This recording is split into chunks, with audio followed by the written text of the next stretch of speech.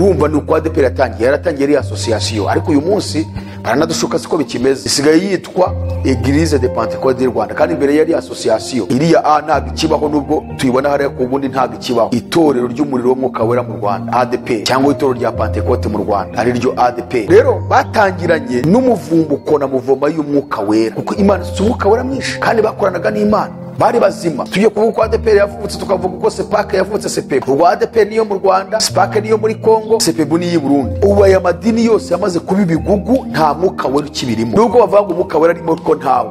Kubera iyihe mpamvu? Adepr yo mu Rwanda murabizi ibyo mwiboneye ejo bundi, kuva Adepr yabaho kuva muri 40 itangira kugeza uyu munsi, nibwo Adepr igiye kwifatanya na Kiliziya Gatolika.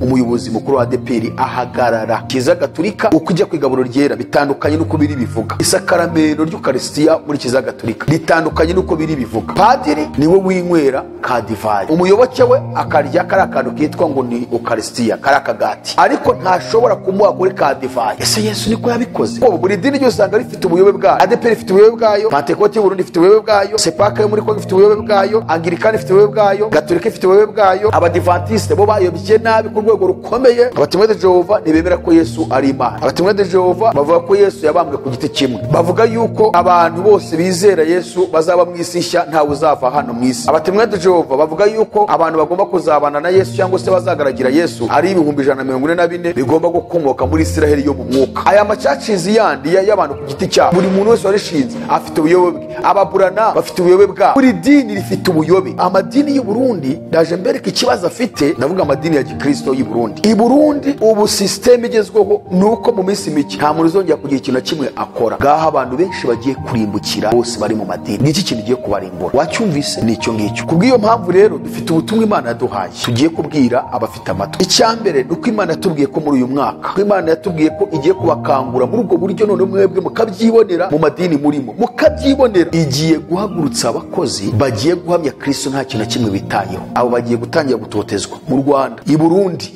ko bigiye kugira imbaraga nyinshi. Mu byitegure. Imana imaze kumbwira ibyo bintu yarambwiye ngo dushyireho gahunda, idutegeka gahunda y'amasengesho. Ubu noneho Imana igiye kugaragaza umukristo nyamakristo. Nta muntu uzongera kugira serivisi n'imwe ahabwa muri leta aterekana igipapuro ahawe na paseri w'idini asengeramo. Hagiye kubaho akaduruvayi n'ihungabana mu isi, ku buryo abantu bose bagiye guhura n'ibibazo bikomeye. Itorero ryo rizahura n'umunezero kubera ko Yesu azaba aryicayemo. Imana yadutegetse iminsi 40 rero kugira ngo dusenge, ari nacyo ndi busorezeho impamvu yayitubwiye. Dore uburyo tugiye kuyisengamo iyi minsi 40. Mwari muzi ko abanyamadini muri iki gihe n'abayoboke babo banze kumva ubutumwa bwiza Yesu agiye kugaruka ntibamenye ko yaje. Ikibigaragaza ko agiye kugaruka bamenye ko yaje nuko bene data tubabwire bageni ba Kristo muri hirya no hino ku isi, mwitegure itorero rigiye gukurwa mu isi, kuko ibyahanuwe biri gusohorana umuvuduko, kandi amadini abifitemo uruhare rukomeye mu gusohoza ubuhanuzi kugira ngo bikangure itorero rya nyaryo rimenye ko Yesu agiye kugaruka. Uko abanyamadini bo mu gihe cy'ivuka rya Yesu bari bameze yavutse ntibabimenye ngo bamenye kari, ni nako n'abanyamadini bo muri iki gihe bamwigishije,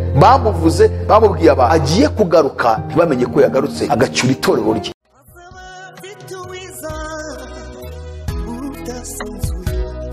Azaba afite ingororano yo guhema buri wese, guhana n'imirimo yakoreye hano ku isi. Nawe nshuti yanjye aza kwambika ikamba. Reka nongere gusoza nshuti kandi mwifuriza amahoro y'Imana. Wowe nshuti y'Imana kandi ukundwa n'Imana, ubana natwe ugakurikira ubutumwa bwiza dukomeza kugenda tukugezaho. Imana igumurisha cyane. Turasuhuza mwebwe mwese mudukurikira muri mu bihugu bitandukanye biri hano muri Afrika, ndetse turasuhuza bene data bose bari i Burundi.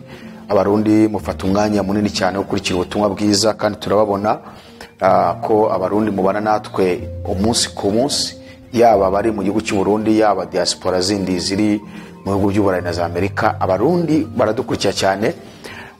Abanyarwanda bo murumva nibisanzwe, ariko n'abarundi baradukurikira. Turasuhuza rero abarundi mwese mugubwe neza, kandi Imana ikomeze kubana namwe. Hanyuma turasuhuza abanyarwanda bose badukurikira bari mu bihugu bitandukanye, haba muri South Africa, muri akarere kacu k'ibiyaga bigari, Afrika y'Uburasirazuba, ibihugu byose hirya no hino muri Afrika. Mwebwe mwese mwumva ururimi rw'ikinyarwanda. Imana ibahumurisha cyane kubw'umwanya mufata mugakurikira ubutumwa bwiza tugenda tubagezaho. Turasuhuza abanyarwanda mwese muri hakurya y'amazi magari mu bihugu by'Uburayi, Aziya, Amerika ndetse no muri Australia. Imana ibahumugisha. Reka dusenge Imana kugira ngo ibane natwe muri kino kiganiro tugiye gukora aka kanya. Nyakubahwa mubyeyi dukunda, Data wa twese mwiza, Imana ikomeye, Imana ikiranuka, Imana yumva gusenga, Imana isubiza, Uwiteka Nyiringabo n'iryo zina ryawe. Uyu mwanya mwiza uduhaye turagushimiye cyane kandi turagusaba kubana natwe kugira ngo ubutumwa bwiza bugiye guca muri twebwe Mwami bugira umumaro ku muntu wese ubwumvise n'undi wese uzafata umwanya akabwumva uko iminsi izagenda ihita mu gihe tekinoloji izaba ikiriho. Turasengera umuntu wese uzabwumva kugira ngo buzagire icyo bukora ku buzima bwe, haba mu buryo bw'umwuka ndetse no mu buryo bw'umubiri. Tuguhaye ikaze rero kugira ngo ubane natwe, utubabarire ibicumuro byacu kugira ngo duhinduke umuyoboro mwiza w'ubutumwa ugiye kugeza ku bari mu isi yose. Mwami turakwinginze ngo ubane natwe muri byose kandi tuyobore muri byose mu izina rya Yesu Kristo, amen. Uyu munsi tubafitiye ubutumwa rero bushingiye ku masengesho twababwiye ku bantu bari hirya no hino mu bihugu bitandukanye, abanyarwanda, abarundi, abakristo, abagenzi bajya mu rurembo Siyoni. Tubafitiye ubutumwa dushaka kubagezaho kugira ngo abanyabwenge bajijutse bari muri iyi nzira ijya mu ijuru babashe kumenya uko bagiye gukora, kubera ko amadini yamaze kuba igikoresho cya Satani ku mugaragaro mu buryo buboneka, benshi bagiye kurimbukiramo. Turabwira abanyabwenge rero bari hirya no hino ku isi bakunda ubugingo bwabo, bashaka kuzabona Yesu agarutse, bashaka kuba muri iyi si batiyanduje, bashaka kugendana na Yesu, kugira ngo mudutege amatwi mutwumve, kuko twarabibabwiye ko dushaka gushyiraho gahunda y'uburyo tugomba kubaho tudatatanye ku bantu bamaze kumenya ikibazo kiri mu madini. Bamwe bakagenda basesurukamo mu buryo bwo mu mutima, bakaba barabuze ikindi bakora, akaba n'abandi beruye ariko bakaba bibaza uburyo bajya biyorganiza kugira ngo babashe kwiga ijambo ry'Imana. Turashaka kugira ngo tubereke uburyo tugiye gukora. Hanyuma twagiye tubibazwa n'abantu benshi bagiye bavamo, bamwe bafite ibibazo by'ukuntu bagomba kwiga ijambo ry'Imana, bagomba gusenga, abandi bafite ibibazo by'ukuntu bagomba kubatizwa, abasohotse muri Kiliziya Gatolika, abandi bafite ibibazo ukuntu ubutumwa bwiza bubereka ko aho bicaye mu madini ari habi, kabatse turavamo dukora iki. Ariko kandi nta yindi mpamvu nuko ariyo systeme amadini yabigishirijemo, ku buryo bumva ko aho bagomba gukirizwa, aho bagomba kuba bari bakabonera Imana ni muri ariya mazu twita isengero, bakumva ko baramutse bavuyeyo nta Mana babona. Ariko ikibazo cyo kwibaza, hari urugero Imana iherutse gutanga kugira ngo igaragaze ko hari igihe bizarangira abantu ntibongere gusubira muri ariya mazu twita isengero. Urwo rugero Imana yatanze ni muri iki gihe cya coronavirus COVID-19. Ngira ngo murabizi ko hirya no hino ku isi hashobora kuba harashize nk'amezi 7-8 nta bantu bajya muri ariya mazu, nta materaniro abaho, nta bahura na ba bishop babo, nta bahura na ba apostle babo, nta bahura na ba archbishop babo, nta bahura na ba padiri ndetse na papa. Bose bari baranyegeye, baragiye mu mazu. Za katedrale zarakinzwe, amashapeli arakingwa, insengero zirakingwa, abantu bose bari baranyegeye. Urano urugero ruto Imana yagaragaje ko hari igihe kigiye kubaho insengero zigafungwa, hanyuma abantu bakiga kubana n'Imana bonyine ku giti cyabo. Kandi bigomba kubaho kuko ubuhanuzi bw'igitabo cy'ibyahishuwe burabivuga. Uyu munsi rero tuzanye ubutumwa twebwe Imana yaduhaye bwo kubereka uburyo mukwiye kuva muri ibyo bizu twita isengero, mukava imbere y'abantu benshi babahagaze imbere b'ibirura, bitwa abapasitoro, bitwa ba bishop, bitwa ba archbishop, bitwa ba musenyeri, bitwa ba padiri, nyamara ari ibirura gukomeza kubakwega kugeza ubwo benshi bagenda bapfa batamenya umwami Yesu bakarimbuka. Hanyuma turashaka kubereka uko abantu bigishijwe muri systeme yuko gukizwa kwabo ari kuba bicaye imbere ya pasiteri, gukizwa kwabo ari kuba bicaye imbere ya padiri, gukizwa kwabo ari uko batega amatwi ijambo riturutse i Roma kwa papa muri za misa zisomwa buri cyumweru. abandi bumva ko gukizwa kwabo ari kuba aposo watangije idini rye caciye abahagarara imbere akabigisha kumva ko ari ko gukizwa, ariko gukizwa ni wowe personally. Tugiye kwiga ijambo ry'Imana, hanyuma tubagezeho n'ubutumwa Imana yaduhaye, duhita dutanga na ya gahunda y'uburyo bwo gusenga, kuko tugiye gusenga. Hanyuma abashaka kwifatanya natwe turaza gutanga linki iri bujye munsi ya kino kiganiro. Turashaka gushyiraho gufungura urubuga mpuzamahanga kuri WhatsApp, abantu baba benshi tuzafungura Telegram, kugira ngo noneho abantu twe komeza gutatana, twigane ijambo ry'Imana, dusenge itorero rya Kristo ku isi yose, dukomeze kugira ubumwe, kuko itorero rya Kristo ntabwo rigira ibintu bisa nk'amacakubiri cyangwa se kwirema ibice nk'uko amadini yabikoze. Ngira ngo murabibona amadini afite ibice byinshi, niyo mpamvu yitwa n'amazina atandukanye, ariko itorero rya Kristo mu isi rigomba kuyoborwa na Bibiliya gusa, rigomba kuyoborwa n'ijambo ry'Imana. Aho turose ku isi tugahuza, niba ari ugusenga, niba ari ukwiga ijambo ry'Imana, niba ari ukumenya ibirimo biraza mu isi, niba haje kiniki tukakirebaho tukakimenya tugasenga. Rero turaza gushyira linki kuri iki kiganiro, iyo linki muraza kuyisanga twayipininze haba muri komenti, urayisanga ari iya mbere, ndetse turaza no kuyishyira hejuru, nabwo uraza kuyibona. Abashaka kujoininga bashaka kumva ko babana n'itorero muri rusange ku isi, ubwo bashobora kujoininga kugira ngo tubashe gusenga, kuko tushaka kubabwira ko tugiye gufata amasengesho y'imisi 40 Imana yadutegetse hirya no hino ku isi kuba Kristo, nyaba Kristo, kuko Imana ari kigomba gukora. Mbere yuko rero mbagezaho ubutumwa Imana yampaye, reka tumanze dusome ijambo ry'Imana. Ariko tuributsa abadukurikiye mwese cya gitabo cyitwa Ukuri ndahishwe. Iki gitabo kimaze gufasha abantu benshi ku isi, kiragurwa n'abapasteri, kiragurwa n'ababishopu, babandi nabo babagenzi, kuko abantu bose bitwa abapastori ntabwo ariko bose bapfuye, ba bishopu siko bose bapfuye, harimo abazima ariko babuze uko bagira, barahari rero babuze uko bagira kubera ko baragendera mu kwa leta. Ariko nabo benshi turimo kugenda tubabona bari gufata imyanzuro y'uko bagiye gukora kugira ngo bashe kubana n'Imana neza. Rero hari abagenda bagura iki gitabo. Iki gitabo kiragurishwa muri Afrika hirya no hino mu bihugu bitandukanye. Iki gitabo kiri kujya i Burayi, iki gitabo kirajya muri Amerika, iki gitabo kiri kujya muri Australia, muri Aziya. Abantu bakukigura mu Rwanda mu ntara barakigura, kiroherezwa. Iposita y'u Rwanda iradufasha, hari n'andi makampani ari kudufasha, ariko kiri kugenda kandi abantu benshi bakukigura, kuko iki gihe tugezemo ni igihe cyo kugira ngo buri muntu wese yirwaneho, yirwaneho, asome ibyanditswe byera, nabona mugenzi we bahuje bafatanye, kuko iby'amadini byo byararangiye. Igitabo rero igitabo cy'inyigisho za eschatology, inyigisho z'ibihe by'imperuka. Twasobanuye ibirebana n'imyizerere y'amadini atandukanye, twerekana ubuyobe buri mu madini, twerekana Antikristo uburyo ari gukorana na bamwe mu bashinze amadini, twerekana uburyo Antikristo ari gukorana n'abanyapolitike b'isi, twerekana abigisha b'ibinyoma ari gukorana nabo, abahanuzi b'ibinyoma. Tugenda twerekana umuhanuzi wa nyawe uko akwiriye guhanura, twerekana umwigisha wa nyawe ibyo akwiriye kwigisha. Ibyo byose biri muri iki gitabo. Twerekana ubuyobe buriho bwo mu minsi y'imperuka. Hanyuma tuvuga ibyo kuzamurwa kw'itorero, kugaruka kwa Yesu. Twavuze ibirebana n'impfu eshatu umwana w'umuntu apfa, twarazisobanuyemo ahangaha. Twavuze ibirebana n'iby'intambara ya Gogi na Magogi igomba kubaho mu minsi mikeya. Twavuze ibirebana n'iby'intambara ya Harimagedoni, ariyo ntambara isi itegereje, yitwa intambara ya gatatu y'isi, izaba ari intambara ikomeye. Dusobanura igihe izabera, dusobanura uburyo Bibiliya bigaragaza uburyo itorero rigomba kubanza gakorwa mu isi, nibigaragaza ko rigiye gutaha. Bene data tubabwire bageni ba Kristo muri hirya no hino ku isi, mwitegure, itorero rigiye gukurwa mu isi, kuko ibyahanuwe biri gusohorana umuvuduko, kandi amadini abifitemo uruhare rukomeye mu gusohoza ubuhanuzi kugira ngo bikangure itorero rya nyaryo rimenye ko Yesu. Rero itorero mwitegure, mube maso, Yesu agiye kugaruka. Mukanguke, mube maso, twigane ibyanditswe byera, dusenge, twiyirize ubusa, hanyuma Imana ishaka gukora igikore. Rero twasobanuye ibya Harimagedoni, dusobanura iby'intambara ya Gogi na Magogi, biri muri iki gitabo.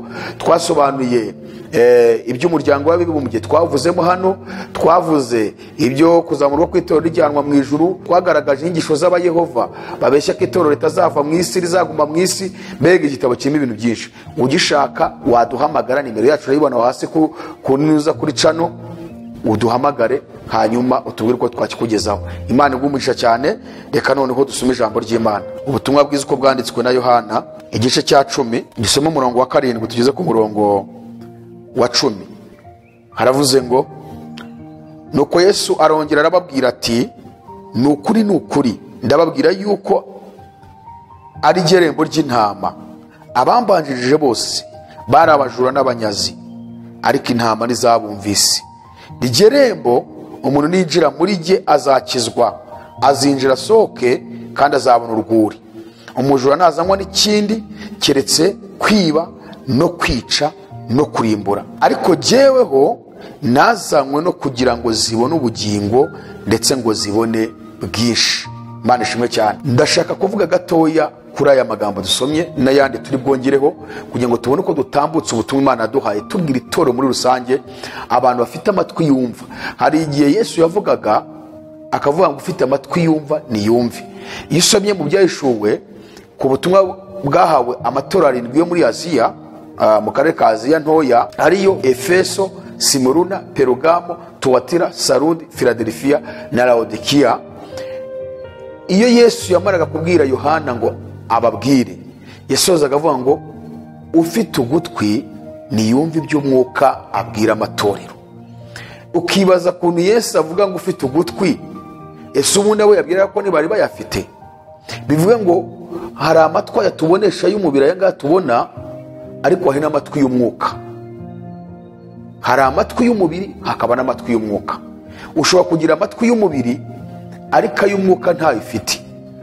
Umwuka yavuga ntiwumve, ahubwo ukumva ibyo umuntu avuze kuko nawe ari umuntu w'umubiri, ariko ibyo Umwuka avuze kuko ntiwabyumva, kuko amatwi y'Umwuka cyangwa se amatwi abasha kumva ibyo Umwuka avuga ntayo ufite, cyangwa se wenda yaranapfuye wabaye igipfamatwi. Rero Yesu yakunda gusoza avuga ngo ufite ugutwi niyumve ibyo Umwuka abwira amatorero. Nanjye ndabwira abadukurikiye ngo abafite amatwi, abagenzi, yaba bakiri mu madini yaba bayasohotsemo, mufite amatwi mwumve ubutumwa tugiye kuvuga. Ni ukuvuga ngo Yesu kuvuga iri jambo,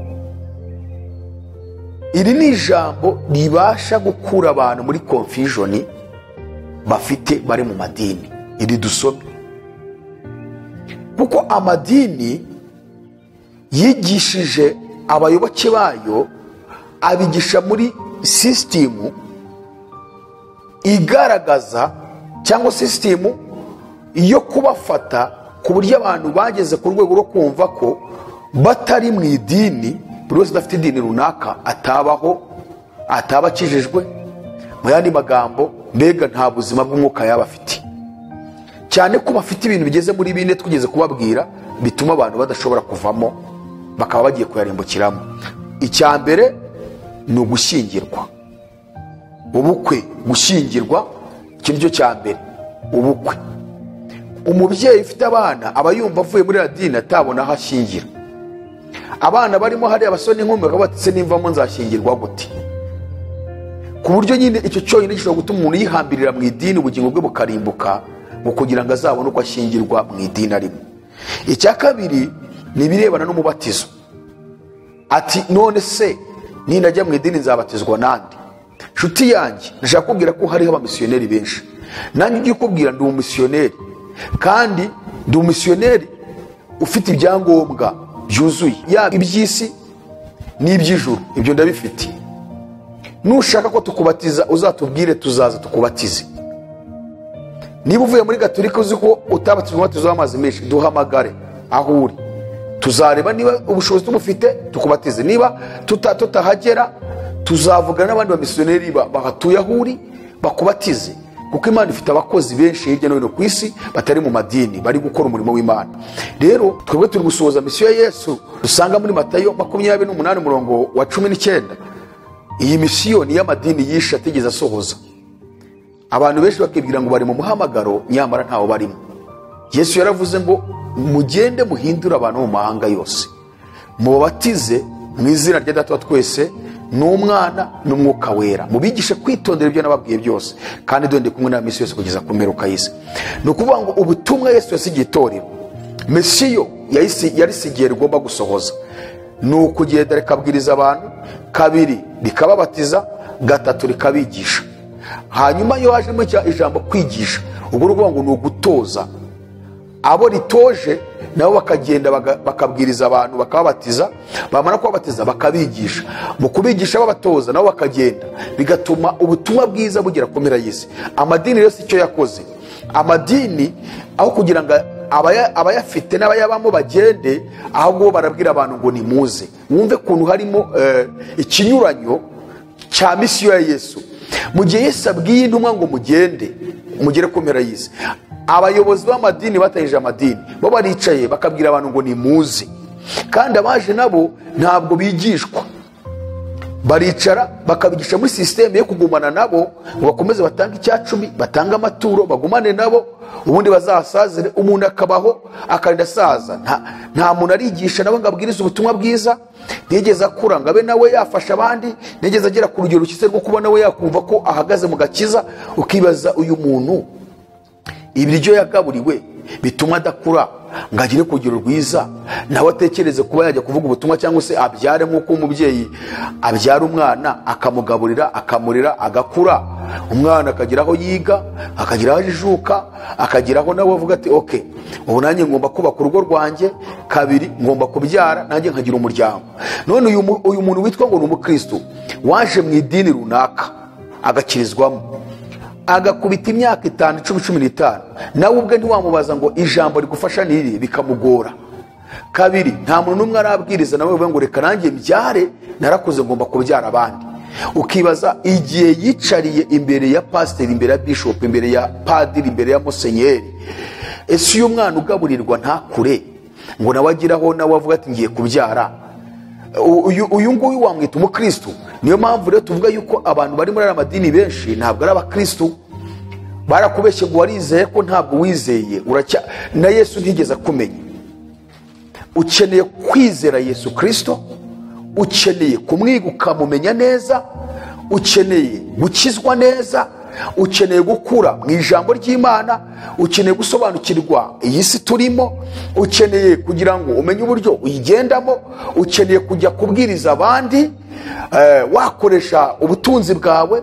Niba Imana yaguhaye kuvuga, vuga, ariko niba umaze imyaka 5, 15 ngo warabatijwe gusa ngo uri mu idini, tekereza imyaka umaze, ntiwigeze ukura, ntiwigeze ubwiriza ubutumwa bwiza. Kandi misiyo y'itorero ni uko tubwiriza, abo tubwirije tukababatiza, abo tubatije tukabigisha mu buryo bwo kubatoza, nabo bagakura bakajya kubwiriza, abo babwirije bakababatiza, bamara kubabatiza nabo bakabigisha, bamara kubigisha babatoza nabo bakagenda.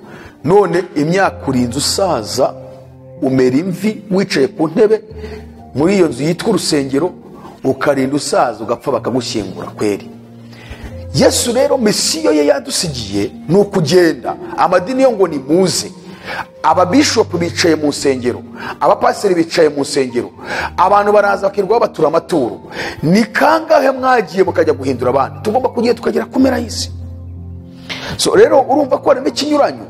Abamisiyoneri rero twebwe turasohoza misiyo ya Yesu, nuko tugomba kugenda. Niba ushaka ko tukubatiza duhamagare, niba ushaka yuko tukurera tukagukuza, turahari. Hanyuma tugutoze, ugende ugiye gutoza abandi. Nicyo Yesu yadusigiye mu isi. Ntabwo ugomba kuba wenyine wigunze, itorero rirahari.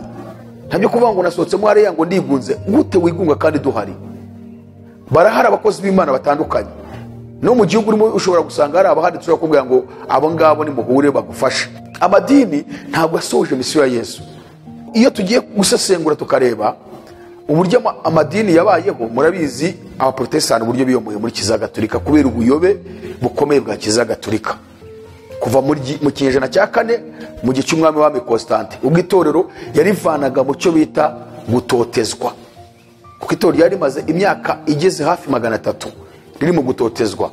Kuva mu kinyejana cya mbere intumwa zishwa kugeza kirangiye, haza icya 2, haza icya 3, binjiye mu cya kane mu ntangiriro z'ikinyejana cya kane nibwo Constante yimye muri 312 ahagarika ikintu cyitwa gutotezwa kw'itorero.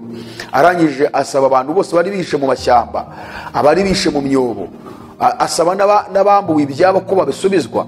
Hanyuma nibwo yatangije itorero rya Kiliziya y'i Roma. Hanyuma itorero rihinduka irya leta. Ubuyobe bwinjiye mu Kiliziya Gatolika, habaye ibintu byinshi cyane ko Kiliziya isicikamo kabiri, uburengerazuba n'uburasirazuba. Uburasirazuba hari Constantinople, hariya muri Turukiya niho icyicaro cya Constante cyari kiri. Hanyuma uburengerazuba ni Roma mu Burayi, hano nyine mu Butaliyani. Rero itorero ry'i Roma ni Constantinople muri Turukiya, iburasirazuba n'uburengerazuba bacitsemo kabiri bitewe n'imyumvire ije yo kuzana discipline cyangwa se ibindi bintu bidahura n'ubutumwa bwiza dusanga mu ijambo ry'Imana. Kiliziya Gatolika irayoba, yaba iburasirazuba yarangiye mu 1450 ni ukuvuga ngo Kiliziya Gatolika yagize ubuyobe bwinshi. Hinjiramo ibyo kwambara akagofero nk'ak'abayisilamu, hinjiramo iby'ibishushanyo bya Bikira Mariya, kiriya gishushanyo cya Bikira Mariya, hinjiramo ibyo gusenga abapfuye, hinjiramo ibya indulgensiya, kugura imbabazi bitewe n'ubushobozi ufite, hinjiramo iby'uko iyo uriye umugati ndetse na divayi kuko biba bihindutse amaraso n'umubiri bya Yesu. Ariko Bibiliya siko ivuga, biravuga ngo Yesu yaravuze ngo mujye mubikora gutya kugira ngo munyibuke. Ntabwo Yesu yavuze ngo nimubikora muzamuriye umubiri wanjye wa nyawo. Mujye mubikora gutya, nimubikora gutya hari ikintu kizaba mu buzima bwanyu. Ubwo n'ubuyobe bwinjiye mu Kiliziya Gatolika n'ibindi byinshi bituma rero abantu bamwe bagenda bavamo batangira kwicwa. Kandi mu 1517 nk'uko twababwiye ubushize, murabizi ko Martin Luther nibwo yiyomoye muri Kiliziya Gatolika. Yari umupadiri, abona ubuyobe bwa Kiliziya Gatolika, asanga barayobye cyane kuko yasomye ibyanditswe byera, abona nta hantu bihuriye n'ibyo barimo. Abaprotestani nuko bavutse. Kuva icyo gihe hatangiye kuvukamo amadini menshi, aza kuvukamo abametodiste libre, havukamo ababatista, havukamo abadivantiste, havukamo Anglikani, itorero rya Anglikani ryo mu Bwongereza n'andi madini menshi yagiye avuka. Ndashaka kubereka kuntu ibi bintu ari Satani wabizanye, ko nta gakiza kabirimo. Amadini yose mubona mu isi ntabwo yazaniye abantu agakiza. Ndashaka kwerekana amwe asa nkaho yavutse ya Gipantekote, yasaga nkaho kuko azanye umwuka wera. Abarundi bo babyita ngo ni mpwemu yera, abadive bayobye bakabyita ngo ni umwuka wera. Ntabwo bajya bayishyiraho bavuga umwuka wera, ariko Bibiliya ivuga umwuka wera, ntabwo ivuga mwuka wera. Nako mujye mukamenya, nta mudivantiste ushobora kumva uvuga ngo umwuka wera, bavuga ngo ni mwuka wera. Ndacyo kumva ni ikindi kibazo. Noneho rero ubwo buyobe bwakwiriye mu madini yose. Bamwe batangiye koshenga bishakira inkunga z'abazungu, ngo ndavuga bari hano muri Afurika, ariko ni Burayi nabo bashakaga inkunga. Tuje hano muri Afurika, ndashaka kuvuga nibuza nk'amatorero 3. Ubwo ndavuga aya matorero yabaye organisation, ntabwo ndi kuvuga nk'aya churches y'abantu ku giti cyabo. Wumva ngo itorero ngo rya Gitwaza, nka Poso Gitwaza, ngo irya Masasu, ngo irya Jean Paul, ngo iryande. Ndavuga aya madini yabaye organisation, haba Katolike, yaba Protestani, yaba Anglikani, yaba ababatista, yaba Eperi, yaba Methodiste libre n'andi. Yabaye ama organisation, Adepr, Sepebu, Sepake. Noneho harimo amatora 3 yatangiye ari mazima, nka Adepr, Sepebu, Sepake. Adepr niyo mu Rwanda yatangiye yitwa Association des Églises de Pentecôte du Rwanda. Urumva ni uko Adepr yaratangiye ari association, ariko uyu munsi baranadushuka siko bikimeze, isigaye yitwa Église de Pentecôte du Rwanda, kandi imbere yari association. None yabaye Église. Iriya ntabwo ikibaho, nubwo tuyibona hariya ku bundi ntabwo ikibaho. Nose mwumva bavuga association, bavuga Église, itorero ry'umuriro w'Umwuka Wera mu Rwanda, Adepr, cyangwa itorero rya Pentecote mu Rwanda ari ryo Adepr. So rero batangiranye n'umuvumbuko na muvoma y'umwuka wera, kuko Imana ifite umwuka wera mwinshi kandi bakoranaga n'Imana, bari bazima. Tugiye kuvuga ko Adepr yavutse, tukavuga ko Sepake yavutse, Sepebu. Ubwo Adepr niyo mu Rwanda, Sepake niyo muri Kongo, Sepebu niyo i Burundi. Ni ukuvuga ngo ni Pentekote y'i Burundi, hakaza Pentekote yo muri Kongo, hakaza Pentekote yo mu Rwanda. Ayo madini abashinze n'abamisiyoneri bamwe nibo bayatangije, ariko kubera ko amadini yose mu isi agenda afatwa na leta, cyane ko byahanuwe mu minsi y'imperuka ko bigomba kubaho, ubu aya madini yose yamaze kuba ibigugu, nta mwuka wera ukibirimo. Nubwo bavuga ngo umwuka wera arimo, ko ntawe. Kubera iyihe mpamvu? Ubundi bajya bavuga ngo iyo ifi igiye gupfa ihera ku mutwe. Niba abayobozi b'aya madini bose barabaye abanyapolitiki, barakorana na leta, ubundi ntabwo leta yagakwiye kuza mu by'itorero, ahubwo itorero ryakakwiye kujya mu bya leta, kuko itorero mu isi rishinzwe kuzana amahoro, rishinzwe kuzana umutekano, rishinzwe guhuza abangana bagakundana, rishinzwe kuvana amoko mu bantu, rishinzwe gufasha abantu batishoboye, mbega rishinzwe guhuza umuntu n'undi bakabana mu mahoro. Noneho rishinzwe kwamaza ubutumwa bwiza, rigaragaza umwanzi waryo ndetse n'umukunzi waryo. Iyo niyo misiyo y'itorero, ni ukuvuga ubutumwa bwiza, tuvuga uwaje mu isi, uwadupfiriye cyangwa se uwapfiriye ikiremwa muntu, tubwira abantu kumwizera kugira ngo bakurwe mu bubata bwo gutinya urupfu by'iteka ryose, bahinduke bazima. None yaba ari abayobozi muri Sepebu y'i Burundi, ni abanyapolitiki, byararangiye, barakorana na leta, byabaye gutya. Yaba ari abayobozi ba Adepr mu Rwanda, ni abanyapolitiki, barakorana na leta gutya. Ni ukuvuga ngo iyo bagiye kwimika, ni leta iza kubimika, shyiraho amabwiriza yuko bagomba kujyaho. Yaba Sepake yo muri Kongo, ni abantu barangiye bo, noneho n'iby'umwuka nta bihari, byarapfuye, n'ibintu byapfuye, baho nyine bavuga ngo barigisha ngo ijambo ry'Imana cyane, ariko ugasanga ni teolojiya, nta mwuka ubirimo. Teoloji ntabwo yafasha umuntu gukura mu mwuka, ahubwo icyo bita inspiration. Iyi inspiration ugira ituma wishurirwa ijambo ry'Imana, iyo inspiration niyo igufasha kwigisha umuntu, uwo muntu agakura, agafashwa, akagera ku rwego rwiza. Iyo rero ari ibintu wagiye gutara muri teolojiya yazanywe n'abajesuiti, irimo filozofi, ikabamo histoire, ikabamo siyansi, ikabamo ibintu bya biology n'ibindi, ibyo byose biba muri teolojiya. Ibyo ntabwo byakuba ku bugingo bw'umuntu. Niyo mpamvu benshi bajya gushakira umuhamagaro ngo muri teoloji ntabwo yaguha umuhamagaro, keretse kwicara ku birenge bya Yesu, ugasoma ijambo ry'Imana, ugasenga, ukiyiriza ubusa, ukirinda icyaha n'igisa nacyo, Imana iragukuza, ukagira inspiration yo gushurirwa ijambo ryayo, warangiza rikagukuza, ukagera ku rwego rwiza Imana ishaka, ibyo wamenye ukajya kwifashisha n'abandi. Teolojiya wayijyamo nyuma ari ubundi bumenyi ushaka, ariko umuntu ujya gushaka umuhamagaro muri teoloji ni rwo rupfu rwawe. Niyo mpamvu ubona abantu benshi bapfuye. Sepake rero iyo muri Kongo ni uko imeze. Ni ukuvuga ngo rero aya madini yatangiye ari mazima, afite muvoma, yafite imbaraga z'umwuka, ariko kubera ko umwanzi arushaho kugenda isi ayifata gutya, ya miryango twabonye imwe igaragara n'itagaragara ikorana na Satani mu buryo bw'ibanga, abajesuiti, abafrimaso, Illuminati, umuryango w'abibumbye, abaroze Croix n'iyindi miryango tutagiye kurondora. Iyi ni imiryango tuzi amazina yayo, ariko iyi miryango ikaba ifite bimwe ikora ku mugaragaro tubonesha amaso, ariko ikagira ibindi ikora mu ibanga bya Satani. Cyane ko umuryango w'abibumbye niwo gikoresho cy'iyo miryango yose tuvuze, kuko bo bahabwa amabwiriza na Satani, nabo bakaza bakayaha umuryango w'abibumbye. Umuryango w'abibumbye nawo ukabisensibiliza mu baperezida b'ibihugu, bikamanuka bikarinda bigera hasi mu baturage.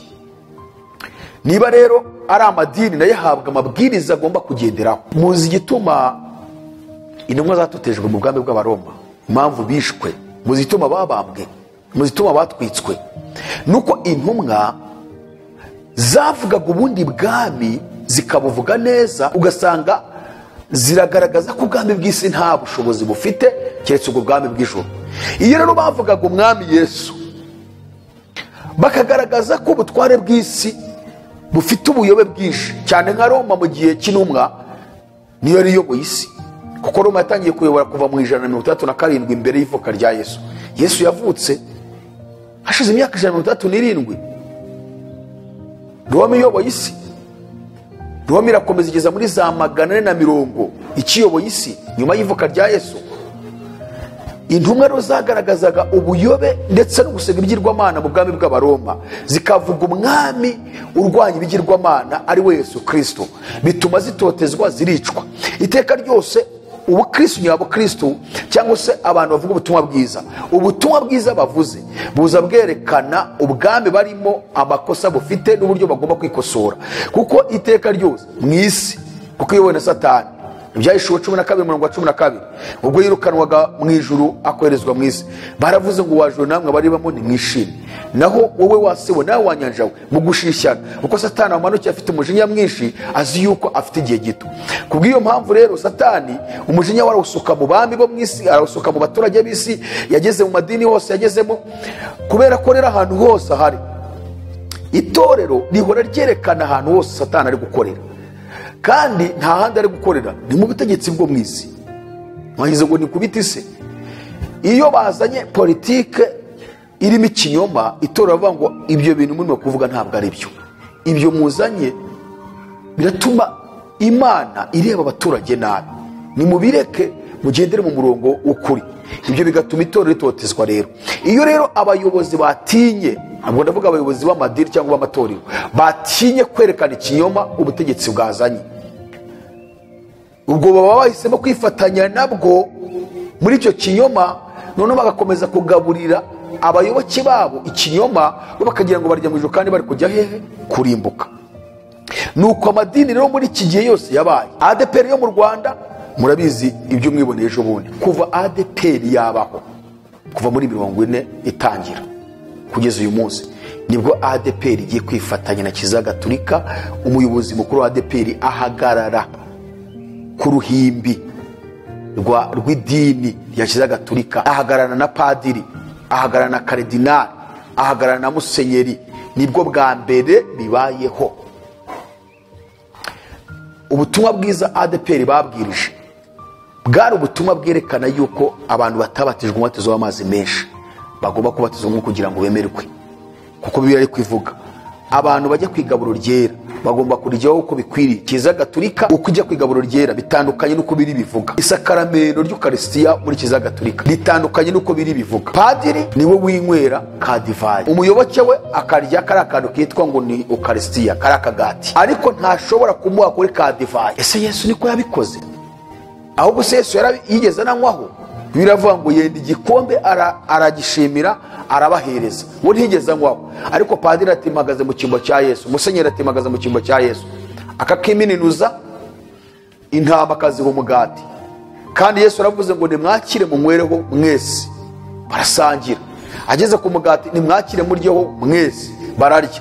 Aya ni amaraso yanjye, uyu ni umubiri wanjye ugiye kubatangirwa kugira ngo weshe barugwe ibyaha byabo, mujye mubikora gutya kugira ngo munyibuke. Adepr yigishije kinini cyane igaragaza ko Kiliziya Gatolika ifite ubuyobe ku birebana n'Ukaristiya cyangwa se iri sakaramento rya Ukaristiya, barikora uko bidakwiriye, nta hantu bihuriye na Bibiliya. Adepr yakunze kugaragaza ibishushanyo Kiliziya Gatolika ifite. Ubwo ni mwa Adepr mwumve na Sepebu na Sepake, mwumve n'abandi, kuko buri dini ryose usanga rifite ubuyobe bwaryo. Adepr ifite ubuyobe bwayo, Sepebu y'i Burundi, Pentekote y'u Burundi ifite ubuyobe bwayo, Sepake yo muri Kongo ifite ubuyobe bwayo, Anglikani ifite ubuyobe bwayo, Gatolika ifite ubuyobe bwayo. Abadivantiste bo bayobye nabi ku rwego rukomeye, kuko kubagaraho n'ibinashoboka. Impamvu nuko bo bazigari bo bantu ngo nibo bonyine Imana yatoranije mu isi ngo bafite ukuri kuzuye. Urumva abayobe b'Abadivantiste bayobye nabi kurenza abandi bose, kuko ntabwo bashobora kwemera ko undi muntu wamubwiriza ubutumwa bwiza, beretse ko umuyobozi wabo uyoboye abadivantisite mu Rwanda, yarashize iminsi avuye ni Roma kwa papa ko yagiyeyo hanyuma arangije abwira cyangwa se abwira abayoboke bati numvishe muvuga ngo natwe twifatanyije n'inyamaswa, ati itoro ryacu ry'abadivantisite rigeze muri Adura, muri cya kibaya cya Adura, turi gusenga natwe ibigirwamana. Aravuga ati oya, twebwe icyo dukora no kugira ngo turwanye ibiyobyabwenge kandi dufatanye na leta kuvuga ubutumwa bwiza dukiza abantu ibiyobyabwenge. Arangije aravuga ngo ariko ngo ntabwo muzigera mubona banyihanisha, ngo nta wanyihanisha n'umwe.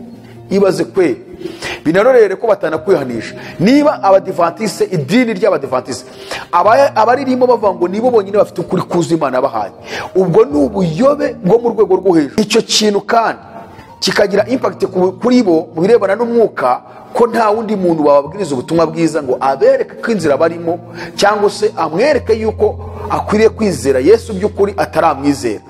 Ubwo ni ubuyobe. Ubwo rero abadivantisite nabo bafite ubuyobe bwabo. Abatemwe de Jehova bafite ubwabo. Abatemwe de Jehova ntibemera ko Yesu ari Imana. Abatemwe de Jehova bavuga ko Yesu yabambwe ku giti kimwe. Biriya byo kubambwa atambitse amaboko barabihakana ntibabyemera. Kandi uwo ni umwuka wa Antikristo wo kurwanya gupfa kwa Yesu. Kuki Yesu yabambwe ku musaraba ku giti gihagaze n'igitambitse. Bibiliya ifite icyo ishaka kwerekana n'icyo yakoze muri ubwo buryo bwo kubambwa gutyo. Abatemwe de Jehova ntibabyemera, ntibemera ko Yesu yabambwe ku musaraba. Bavuga ko ari igiti kimwe yabambweho, amaboko ameze atya no hasi. Hanyuma bakongera bakavuga yuko kunywa inzoga nta cyaha kirimo. Izo ni inyigisho z'abatemwe de Jehova no muri teolojiya zuzuyemo. Abatemwe de Jehova bavuga yuko abantu bose bizera Yesu bazaba mu isi nshya, ntawe uzava hano mu isi. Abatemwe de Jehova bavuga yuko abantu bagomba kuzabana na Yesu cyangwa se bazagaragira Yesu ari 144 bigomba gukomoka muri Isiraheli yo mu mwuka, kuko Isiraheli ya kera yo nta nubwo bakiyemera, bavuga ko Imana yaciriyeho iteka. Nabo bafite ubuyobe bwabo bwinshi cyane. Buri dini ryose rifite ubuyobe. Aya macacizi yandi y'abantu ku giti cyabo, buri muntu wese warishinze afite ubuyobe. Ababurana bafite ubuyobe bwabo. Buri dini rifite ubuyobe. Ndashaka kubereka inshuti z'Imana, mbereka kuntu itoro rya Kristo rikwiye kwiyomora rigacomoka mu madini, kuko itoro rya Kristo ntabwo bagomba kubana badahuje. Niba ayo madini tuvuze nandi tutavuze, bose bavuga ngo bahagarariye Kristo mu isi, abayoboke bayarimo bakaba badahuza. Bamwe bakavuga ngo nitwe tujya mu ijuru, abandi bati nitwe tujya mu ijuru, bari ati muzarimbuka, abandi ati nitwe tuzajya mu ijuru. Ugasanga nibyo, bamwe barapfa imyambarire, abandi barapfa kudefiriza, abandi barapfa umunsi, abandi barapfa ibyo kurya, imihango itandukanye. Ukibaza itoro rya Kristo ryiremyemo ibice. Ikibazo cyavutse ko rino murakizi. Turi gutegura kubigisha ikintu cyitwa Bibiliya kugira ngo muyumve neza, kuko dufite ikiganiro mu biganiro tugira, harimo ikiganiro cyitwa ubusesenguzi kuri Bibiliya. Dushaka kubigisha Bibiliya kugira ngo muyumve neza. Itoro ry'Ikorinto muzasoma urwandiko rwa mbere kuva ku gice cya mbere. Ubuyobe n'ubuvangirwe n'ubugwe bwabanje kuri bamwe, habanjemo ikintu cyitwa kwirema ibice. Icya kabiri hazamo ubwibone. Icya gatatu hazamo ubusambanyi. Icya kane hazamo kugusha abakristo badakomeye. Icya gatanu hazamo kutubaha ameza y'umwami, igaburo ryera. Icya gatandatu hazamo kudakoresha impano z'umwuka uko bikwiriye. Icya karindwi hazamo kutagira urukundo. Mbega ikintu cyatumye byose biza ni ikintu cyitwa kwirema ibice. Ntabwo itoro rya Kristo ryirema ibice. Niyo mpamvu Pawulo yabandikiye urwandiko ababwira ati ibyo bice mubireke. Itoro rya Kristo rigomba kuba ryunze ubumwe. Uzasoma igice cya 12 cy'urwandiko Pawulo cy'Abakorinto, yagaragaje ko itoro rigomba kuba ari umubiri umwe. Itoro rya Kristo ni umubiri wa Kristo, hanyuma umukristo ku giti cye akaba urugingo rw'uwo mubiri. Nta mukristo rero ukwiriye kunenga undi mukristo niba twese twizera Yesu, kuko urutoki ntabwo rushobora kubwira ugutwi ngo ntacyo umariye, uri feke. N'ugutwi ni kwakwiyemera ku rutoki, ikirenge ni cyakwiyemera ku kuguru, ukuguru ni kwakwiyemera ku kirenge, umutwe ni wakwiyemera ku maso, kandi amaso ni yakwemera ku mutwe, kuko buri kintu cyose gifite umurimo wacyo, kandi uwo murimo gifite ufasha icyo kindi, bigatuma umuntu aba yubatse neza, umubiri we n'ingingo ze zikora neza. Nuko itoro rya Kristo rimeze. Ariko amadini yazanye amacakubiri ku buryo abadive bavuga ko abadeperi batazajya mu ijuru, abadeperi bakavuga ko abadive batazajya mu ijuru, abakatolike bavuga ko andi madini yose atazajya mu ijuru keretse bagarutse mu bakatolike, andi madini yose akavuga ko abakatolike bayobye.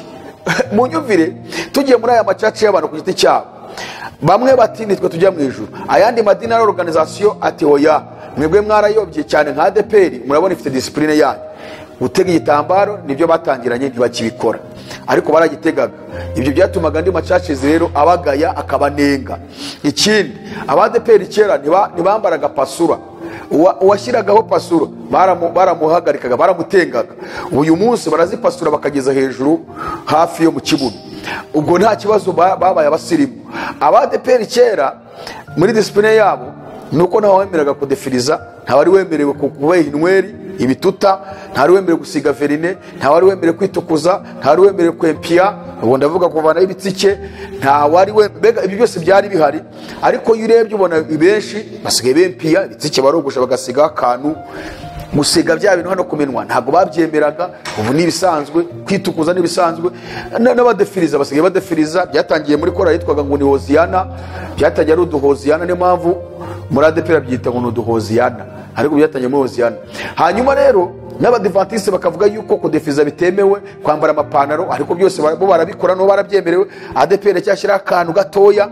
None ukibaza ese aba bantu niba abangirikani ibona yuko abadivantiste batazajya mu ijuru, abadivantiste akavuga ngo abangirikani bazajya mu ijuru, niba bakatolika babanga ni madini yose azajya mu ijuru, nshuti z'Imana, niba muri zone tempo bavuga ngo turi ku murongo dufite apostle wacu Gitwaza niwe uri kudufasha mu murongo wa nyawo, afite ibyanditswe byera, barirwa baduciraho iteka ngo twebwe ngo twambara amapantaro, ngo twebwe ngo turadefiriza. Ati kandi amajipo bambara maremare, ubwo ni abadeperi, atayo majipo maremare nibo bagenda bakajya gusambana. Atashobora kuyambara ipantaro ariko usingiye gusambana.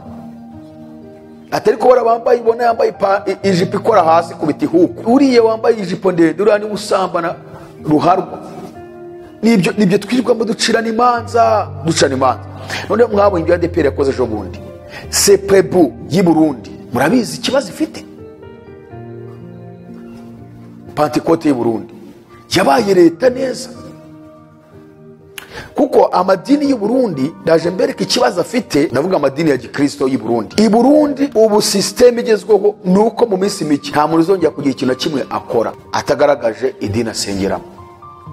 Kubw'iyo mpamvu rero reka mbabwire ubutumwa namaye, ibi tuzabigarukaho twagira ngo tubereke ko itorero rya Kristo mu isi ryo rigomba kuba ryunze ubumwe, ntawe ucira undi urubanza, ntawe umuciraho iteka ngo mwebwe ko ubwo mwizeye gutyo muzarimbuka. Itorero rya Kristo mu isi rihujwe n'igitabo cyitwa Bibiliya, dusoma ibyanditswe byera tukabiganiraho. Itorero rya Kristo mu isi turakundana. Itorero rya Kristo mu isi ntabwo twifatanya n'isi.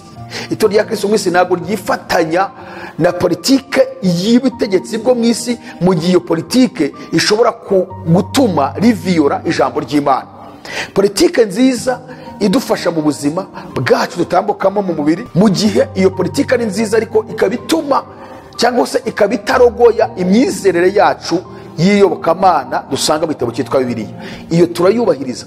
Ariko politike ishobora kuza ituma tuviyora icyo ijambo ry'Imana rivuga, itorero rya Kristo mu isi ntabwo rishobora kuyubahiriza. Niyo mpamvu itorero mu isi ntabwo zigira rigira agaciro, kuko isi iraryanga. Amadini rero yaharaniye kugira agaciro mu isi, abayashinze abayabamo baharaniye kugira ngo bagire agaciro mu isi, bubahwe, bamenyane n'abayobozi ba za leta babamo z'ibihugu, babagira inshuti, babitabaza mu gihe bikomeye. Nuko abayobozi b'amadini mu isi babaye. Niyo mpamvu binjije systeme politike z'isi mu myizerere y'iyobokamana mu madini yabo. Abayoboke b'ayo madini mugiye kugotomera inyigisho zibajyana kurimbuka, kuko mu manama aba bayobozi b'amadini bajya gukorana n'abayobozi ba leta, amabwiriza yose babahaye baragenda bakayashyira mu bikorwa. Kandi iyo baje kuyababwira ntabwo bababwira nk'uko leta yabatumye, kuko bazi ko ibyo leta yababwiye binyuranyije n'ijambo ry'Imana. Bo baraza bagafata Bibiliya ko birivuga ibintu byose, nta kitavuga. Icyo ushatse kuyikuramo gikuramo bitewe n'amarangamutima yawe n'inyungu bifitemo. Bagafata umurongo wo muri Bibiliya bakawuhuza n'ibyo babwiye, ukemera ngo ni pastor ni bishop wacu ndamwemera na apostle nk'umukozi w'Imana, ubwo ari ubivuze muri Imana niyo yabyemeye.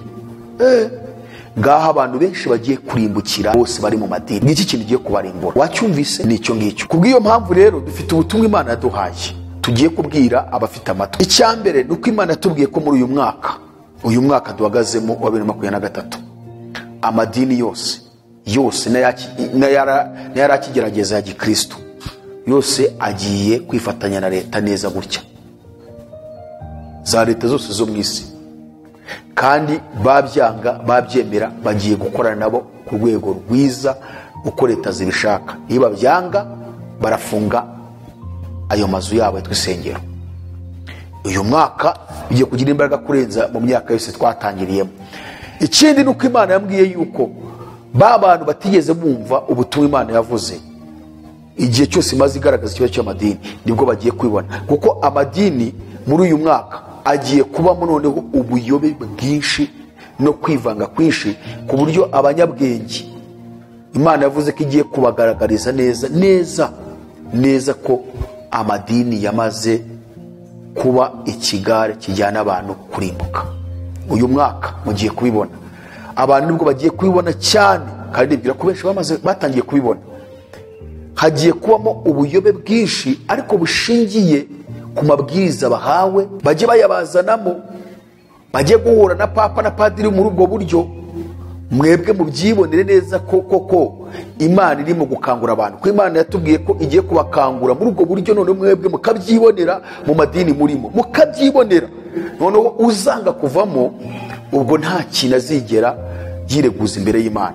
Ikindi nuko umwuka w'Imana yatwongoreye akatubwira neza yuko abakristo bari muri aya madini bagiye kuyavamo, abandi bayavuyemo bagiye noneho gutotezwa n'abari muri ayo madini, guhera ku bayobozi bayayoboye ndetse n'abayoboke bayarimo bafite imitima ikunda idini kurenza Kristo. Nibo bagiye guhindukirira abakristo. Ariko mwumve ko Imana irambwiye ngo uko niko gukomera kwanyu, kandi Imana igiye kubakoresha ibikomeye. Bagiye kuza kubarwanya, ariko mwebwe mutuze gusa, mugiye kubana Imana ikigiye gukora. Ikindi nuko Imana yambwiye ko uyu mwaka igiye guhagurutsa abakozi, bagiye guhamya Kristo nta kintu kimwe bitayeho, nta bwoba, batitaye ku mubabaro w'umubiri, bagiye kuvuga Yesu bamuhamye neza, kandi Imana igiye kubasukaho imbaraga. Noneho muri kugutoteza, murambabarane nihuse, Imana yambwiye ko haba mu Rwanda hagiye kubaho gutoteza abantu bamaze guhishurirwa ubuvangirwe buri muri aya madini. Noneho bamwe bagacumukamo, abo bagiye gutangira gutotezwa. Mu Rwanda, i Burundi ho bigiye kugira imbaraga nyinshi. I Burundi mu byitegure, abakristo abagenzi bajya muri emosiyoni. Ni mu bitinya, Yesu yaravuze ngo uzatinya kumamiriza imbere y'abantu, nanjye sinzamuhamiriza imbere data n'imbere y'abamarayika bo mu ijuru. Arongera avuga ngo ukunda ubugingo bwe azabubura, ariko utida ku bugingo bwe ku bwanjye no ku bw'ubutumwa bwiza azabukiza. Rero mu Burundi abakristo mwitegure ko mugiye guhangana na bene wanyu mwabanaga mu idini. Nibo bagiye kubagonganisha, nibo bagiye kubarwanya, nibo bagiye kubagerageza, nibo bagiye kubateza leta, nibo bagiye kubakurikirana. Ariko nicyo gihe cyo kugira ngo muhamye Yesu neza, kuko niko Imana ibiravuga mugiye guhamya Yesu neza. Ni Imana igiye guhagurutsa aho ngaho mukavuga ubutumwa bwiza. Muzababazwa ariko muzavuga ubutumwa bwiza, kuko Imana ishaka gusohoka ububyutse mu isi, kandi igiye gukoresha itoro ryayo ryacomotse mu madini, kuko amadini yo nta musaruro Imana igifitemo rwose. Icyo cyo mukimenye, Imana yabitubwiye ko mu madini nta musaruro Imana igifitemo. Niyo mpamvu ubutumwa bwiza ubyashuri kubabwira ngo nimusokemo, kuko igiye kugaruka ikabakoresha, kugeza ubwo n'abandi bari muri ya madini bazabona ko hari impinduka ziri kubaho bitewe n'abo Imana yasohoye, bakajya inyuma y'amadini bakavuga ubutumwa bwiza. Imana imaze kumbwira ibyo bintu, yarambwiye ngo dushyireho gahunda, idutegeka gahunda y'amasengesho ku bantu bakurikira AYALONI n'abandi bazabyumva. Mwamaze kumva neza ikibazo cy'amadini, mukaba muri kubona koko harimo ubuyobe bwinshi, harimo ubuvanyirwe bwinshi kandi benshi bagiye kurimbukiramo, abari hirya no hino ku isi, ndetse n'abandi bari mu madini ariko batinye kuyasohokamo bati nituyavamo turajya hehe. Ariko nakubwira ngo aho kujya harahari, kuko Yesu umva amagambo twasomye yavuze ngo nijye rembo ry'intama, umuntu niyinjira muri jye azakizwa, azinjira asohoke kandi azabona urwuri. Uyu ni Yesu wenyine wivugiye ko ari we rembo. Aravuga ngo kandi umuntu umwinjiramo harimo umudendezo muri we, ashobora kwinjira ashobora no gusohoka. Ikindi ngo kandi namara kumugeramo azasangamo urwuri. Ntabwo twe twinjira mu madini, twinjira muri Yesu. Niba amadini hari ubutumwa yakubwirije nk'ayo matorero twagiye tuvugana, hari n'andi mazima agiye abaho, ariko nyuma aza gupfa, ukizera Yesu. Ntabwo rero kwizera Yesu ari hari ukomeza kumukurikira. Bashobora kuba baraguhaye fondasiyo yo kumenya Yesu ukamumenya, ariko noneho wowe ugomba gukurikira Yesu, ntagomba gukurikira idini, kuko abakubwirije ni abantu. Kandi umuntu buri munsi ahora ahinduka. Ushobora kubona uyu munsi ari muzima, ejo ukabona yahindutse. Ushobora kubona uyu munsi akirijwe, ejo ukabona yananiwe. Kubw'iyo mpamvu ikomeza kumukurikira, agukurikira Yesu yakweretse abari gukurikira. Rero Yesu yavuze ko ari we rembo ry'intama, kandi arongera avuga ko kandi iryo rembo rifunganye. Matayo ibice 7:14 yaravuze ngo munyure mu irembo rifunganye, kuko irembo rigari n'inzira ijyana abantu kurimbuka ari nini, ngo kandi abayinyuramo ni benshi. Aravuga ngo ariko irembo rifunganye ni inzira ijya mu bugingo, iraruhije cyane, ngo kandi abayinyuramo ni bake. Irembo rifunganye rero niwe wivugaga. Noneho Yesu niwe rembo twinjiramo. Iyo tugezemo ngo dusangamo urwuri, tukarya tukagubwa neza. Ntabwo twinjira mu madini, twinjira muri Yesu. Ikindi wibuke ko Yesu yavuze ko ari we nzira, ukuri n'ubugingo. Ubutumwa bwanditswe na Yohana ibice 14 kuva ku murongo wa 3 kugeza ku 6. Yavuze ko ari we nzira, ukuri n'ubugingo. Bivuye ngo iyo uri muri Yesu, waramaze kwinjira muri iryo rembo ryitwa Yesu, ukamwizera ukinjiramo, n'imbere harimo urwuri. Ikizakurikiraho uri mu nzira. Icya kabiri ufite ubugingo muri wowe. Icya gatatu nuko kuri kuzuye muri wowe, kuko Yesu niwe kuri, Yesu niwe nzira, Yesu niwe bugingo. Niba rero uri muri Yesu, nta pasiteri uguhagaze imbere, nta muhanuzi uguhanuriye, nta undi kwigishije, ugafata ijambo ry'Imana Bibiliya ukayiyoborwa naryo, uri mu nzira, uri mu kuri, ufite ubugingo muri wowe. Irembo warinjiye, wicaye muri Yesu. Kubera icyo ukomeza kugira ikibazo cyo kuba ngo ese nisohokamo hano nzajya, ese ko mudusohoramo hariya? Nk'i Burundi murabona ko amadini yose ari kwifatanya na leta mu isi cyane. Burundi ho bimaze kugira imbaraga ku buryo mu minsi mike kugira ngo uhabwe serivisi nuko ugomba kuba ugaragaza igipapuro cy'idini usengeramo. Ibyo ni ibintu rwose byatangiye. Niba udafite igipapuro kigaragaza pasiteri yaguha cyangwa bishop cyangwa padiri, nta serivisi n'imwe bazagufasha muri leta. Murumva ikintu gikomeye. Aho rero itorero rigiye kubonekera, naho ubundi byari ibintu byo kubeshya. Twabeshyaga kuvuga ngo ku cyumweru ngo najya guterana, ngo ku isabato ngo ngiye guterana, ukambara kositimu ukicara imodoka yawe cyangwa ukagenda n'amaguru, bakaririmba ugaceza ukinyonga ukagenda ngo uri umukristo. Ubu noneho Imana igiye kugaragaza umukristo nyamakristo. Ubu amadini yose yo mu isi, kubera ko leta zamaze kuyafata, umwanzi yamaze kuyafatisha leta z'ibihugu, nuko mu gihe gitoya hose ku isi nta muntu uzongera kugira serivisi n'imwe ahabwa muri leta aterekana igipapuro ahawe na pasiteri w'idini asengeramo. Aho rero niho abantu bakunze amadini bagiye kurimbukira, kuko niba utinya gusohokamo uyu munsi bitaramera gutyo, ntabwo uzasohokamo noneho hari serivisi ushaka muri leta, kandi ikaba leta igomba kuyiguha ari uko pasiteri yaguha igipapuro. Murumva ikibazo gihari? Mwumvisha ahantu abantu bagiye gushirira naho ngaho. So ni ukuvuga ngo ku bw'iyo mpamvu niho Imana igiye kugaragaza itorero, niho abakristo bagiye kugaragarira, niho abantu bagiye kuvuga ubutumwa bwiza. Yesu rero mu gihe wamaze kumwizera, menya ngo winjiye mu irembo, wageze muri we. Hari urwuri uri kubonamo, risha rero. Urwuri ni uruheze, ibyo urisha ni ibiheze. Ibyo urisha ni amahoro, ni ibyiringiro, ni ukwizera, ni umutekano wo muri Yesu, ni ukuba muri we ufite ubugingo, nuko ntabwo bufite bw'ubuzima bw'ejo hazaza. Urwo ni urwuri uba urimo. Iyo muri Yesu ibyo byose nibyo uri guhura nabyo. So icyo rero ndimo navuga nuko abafite ikibazo ngo ese kuko mutubwira gusohoka ngo mu madini ngo turajya hehe. Impamvu kuko wigishijwe muri sisiteme y'idini ukumva ko nta handi uramutse uvuye mu idini utabaho uri umukristo. Icyo ni ikinyoma idini yaguhaye, kuko Yesu arahagije. Iyo amaze kwinjira muri we, kuko batwetse ko ari we rembo, byarangiye. Wageze muri we, ukuri kurimo, inzu urihagazemo, ubugingo urabufite. Igisigaye ahubwo soma ibyanditswe byera, wiga ijambo ry'Imana. Icyo bigusaba ubikore.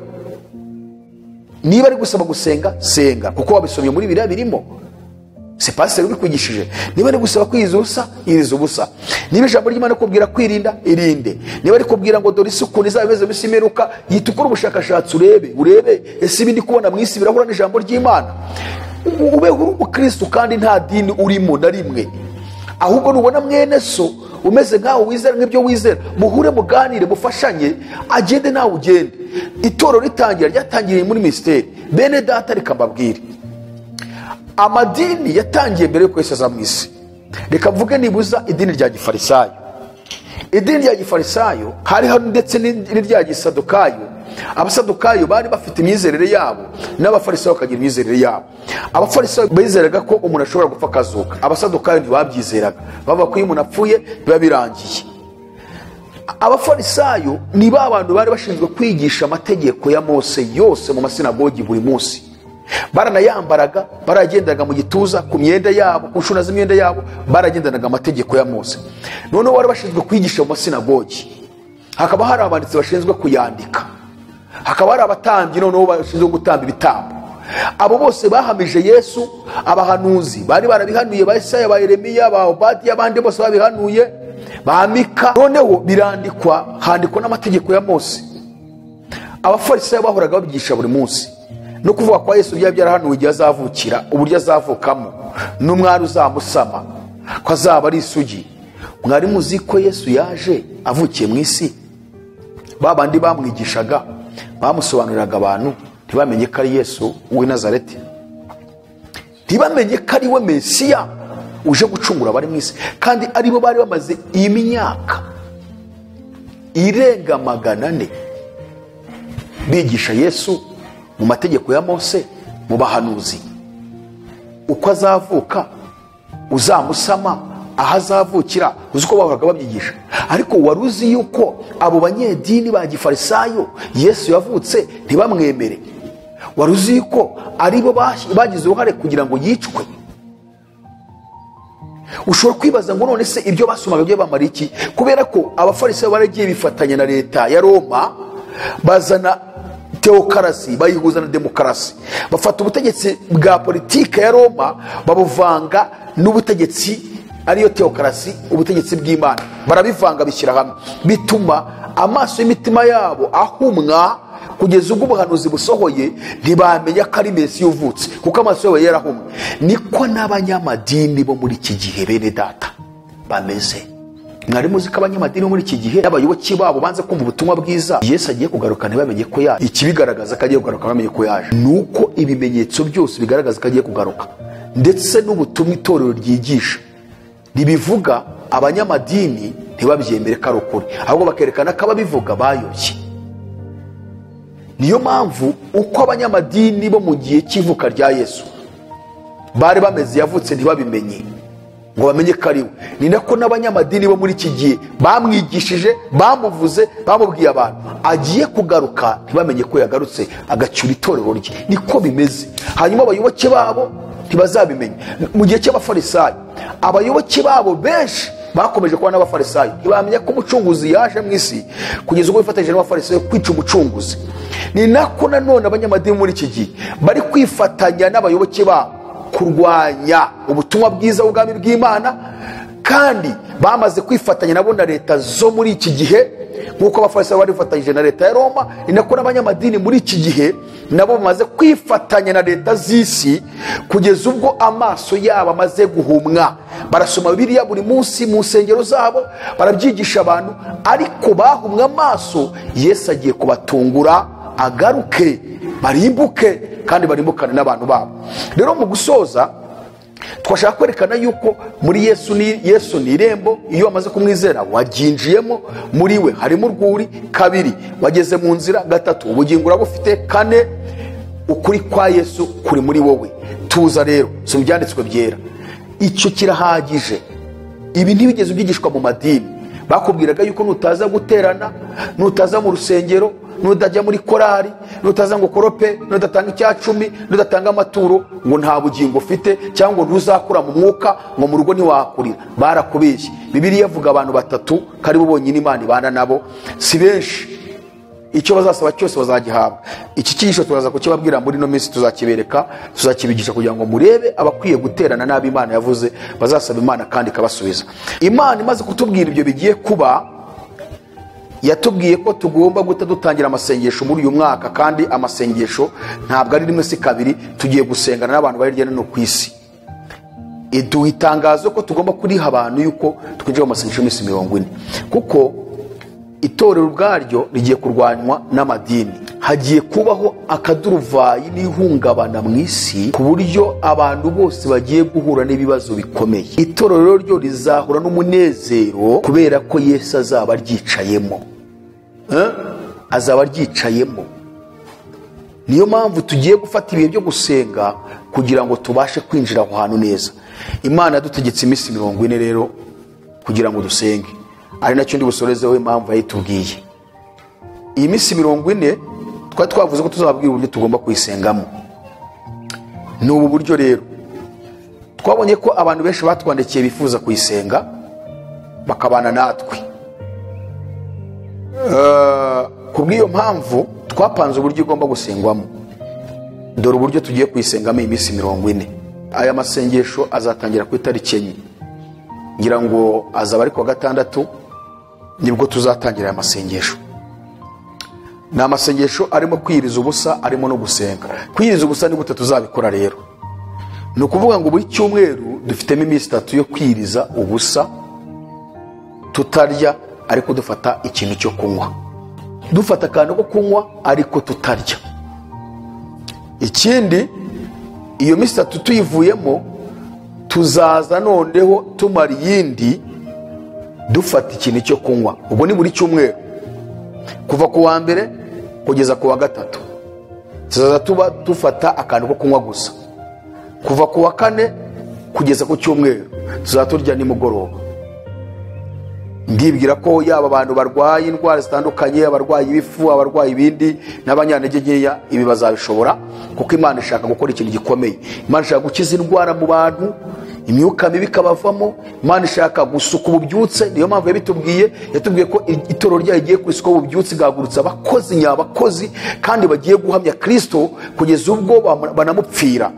Imana igiye gusuka umuriro w'Umwuka Wera mwinshi mu bantu, kandi igiye kubohora abantu bari barabashywe n'ibintu by'imyuka mibi n'ibirwara bidakira, kuko abo nibo bagiye gukorera Imana muri iki gihe inyuma y'amadini. Noneho bakereka amadini ko yayobye, bakerekana ubutumwa bwiza bukwiye kubwirwa amahanga yose. Niyo mpamvu Imana igiye kubabohoraho ingoyi zabibohoyeho n'ibintu byose byabagiyeho, noneho bagahamya Kristo neza, buzuye imbaraga z'Imana n'umunezero uterwa n'Umwuka Wera mu mubiri wabo kandi umeze neza. Bazahura n'intambara z'abanyamadini, bahura n'intambara z'abayobozi b'abategetsi muri za leta, ariko mu mubiri, mu mwuka, bo ku ruhande rwabo nta kibazo bazaba bafite. So rero nubwo rero tugiye kuyasenga iminsi 3 kuva ku wa mbere kugeza ku wa gatatu tutarya ariko dufata ikintu cyo kunywa. Hanyuma ku wa kane tuzaturya ku manywa, nijoro twe kurya, dukomereza aho ngaho nyine. Ku wa kane mu gitondo niho turadusoza. Ku wa kane mu gitondo dufata ikintu cyo kurya, no ku manywa tukirye, ariko nimugoroba twe kurya. Noneho ejo dukomeze gutyo, ku manywa twe kurya, turye nimugoroba kugeza ku cyumweru. Ngira ngo iki kirumvikanye. Ni ukuvuga ngo dusoje iminsi 3, ku wa kane mu gitondo wiyakira, saa 7 turye, noneho nimugoroba nturye. Ejo nabwo uguzirirwa gutyo urye nimugoroba. Dukomeze gutyo rero, ujye urya rimwe nimugoroba, rimwe nimugoroba, rimwe nimugoroba. Ku wa mbere twongeye twinjire, twatanye twihute kandi dusenga dukubita abadayimoni, twirukana imbaraga zose za satani ziri kurwanya itorero mu isi, kandi duhamagara abantu bose bari mu madini mu buryo bw'amasengesho ngo bamenye ukuri, tubahamaza amasengesho, kandi twe dutambutsaho n'inyigisho zirebana no gusenga, inyungu zo gusenga. Gusenga ni iki? Abantu bakwiye kubaho basenga gute? Ese itorero rya Kristo riracyari mu nshingano yo gusenga? Nibyo tuzatuba twiga, hanyuma tugafatana umwanya tugasenga hano kuri AYALONI TV, ndetse no ku rubuga tugiye gushinga tuzatugana ijambo ry'Imana dusengana kugeza iminsi 40 irangiye. Imana yatubwiye ko igiye guhembura abantu, igiye gusuka Umwuka Wera mu bakozi ikabahagurutsa. Nushaka ubumwe, nimushakamo 2 cyangwa 3 aho muri, tuzafatanye uzabona imbaraga z'Imana. Ntabwo Imana ikorera ubwinshi, kuko yakoresheje intumwa 11. Bari 12, Yuda agambanira Yesu ariyahura, 11 zisukaho Umwuka Wera, n'abandi bantu bari 120, niko biri tubwira. Hanyuma itoranya Pawulo aza ari intumwa ya nyuma, nkuko abyivugira ko ari yaje ari nk'umwana w'Icyenda, ariko nawe ari intumwa isimbura Yuda. Rero nibo bakuje ubutumwa mu isi yose. Nimushakamo 3 cyangwa 4 muri kwisi, muze dufatanye, nta bintu by'ubwoba. Tuzaba twerekana gusenga icyari cyo no kwiriza ubusa, n'uburyo abatumanije birije ubusa, ko hari abantu babetinya ngo se umuntu yayikora. Tuzayikora, giye ubabwiye, maze gukora iminsi 40 inshuro nyinshi, kandi nkayisenga nkayirangiza nta biryo bikanagiye mu nda yanjye. Ni ibintu bisanzwe. Rero tugomba gusenga tukiriza ubusa, kuko Imana igiye gusuka imbaraga kandi izakora umurimo wayo. Imana ibahumugisha. Rero ni itangazo twatangaga, link murayibona aho hasi, mu joining link ya WhatsApp, hanyuma tujye duhurira ku rubuga dusenge, twigane ijambo ry'Imana. Turabwira abantu badukurikiye rero, niba uzi neza ko utari umugenzi, ukaba ushaka kuza kujya impaka ku rubuga, ubyihore nuze kujoininga. Niba uzi ko ushaka gufatanya natwe ngo twigane ijambo ry'Imana, ubutumwa tuvuka burimo kubwumva ukumva bufite umumaro, uze mu rubuga dufatanye twigane ijambo ry'Imana dusenge.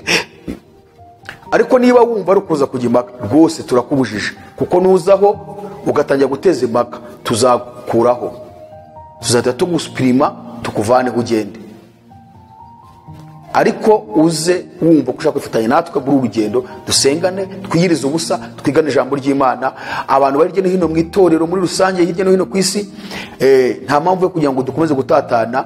Turifuza ko duhurira hamwe, hanyuma tugakomeza gusengera umugozi umwe, dusengera itorero mu isi, dusengera abari mu madini, dusengera isi, dusengera ubuyobozi bw'isi, dusengera kwezwa, dusengera kuba maso, dusengera kwambara imbaraga no guhamya Kristo Yesu nk'uko intumwa zamuhamije kugeza zipfuye.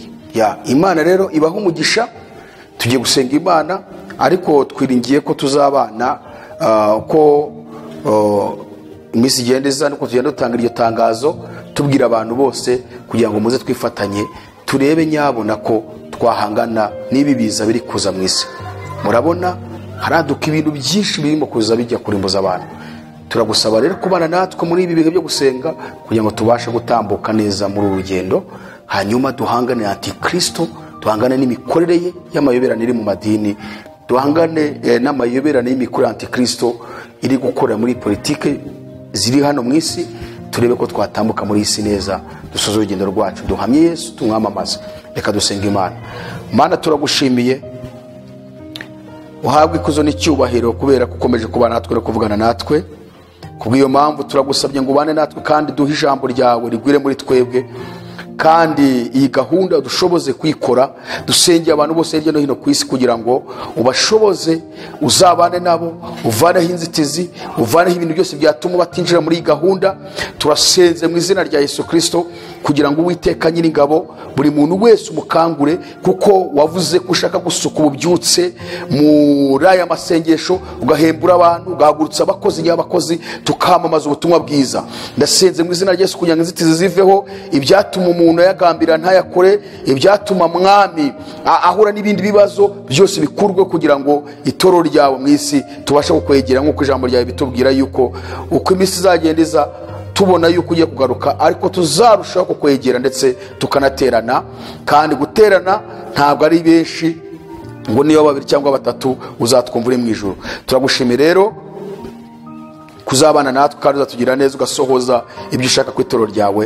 Icyubahiro kibi cyangwa izina rya Yesu Kristo, amen. Murakoze cyane, Imana baho umugisha. Ikiganiro nakagaruka. Shalom shalom.